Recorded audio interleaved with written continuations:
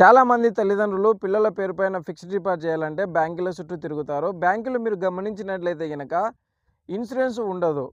ఏదైనా అనుకోకుండా ప్రమాదం సంభవించినప్పుడు ఇన్సూరెన్స్ అమౌంట్ ఏమి ఉండదు. కాబట్టి మీరు ఎంతైతే ఫిక్స్డ్ డిపాజిట్ చేస్తారో ఆ అమౌంట్ మాత్రమే తిరిగి ఇస్తారు. ఎల్ఐసిలో చూడండి, మీకు రిటర్న్స్ వస్తాయి. అనుకోకుండా ఏదన్నా రిస్క్ జరిగినప్పుడు ఇన్సూరెన్స్ కూడా వస్తుంది.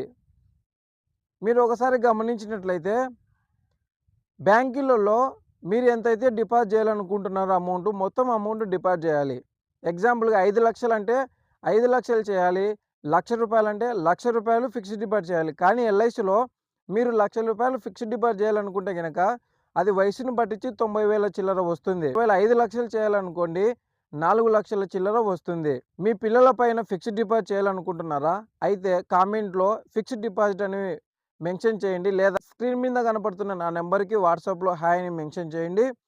మీ పిల్లల వయసు, మీరు ఎంత అమౌంట్ అనుకుంటున్నారో చెప్పండి. ఫిక్స్డ్ డిపాజిట్ ఎంత చేయాలో నేను చెప్తాను మీకు.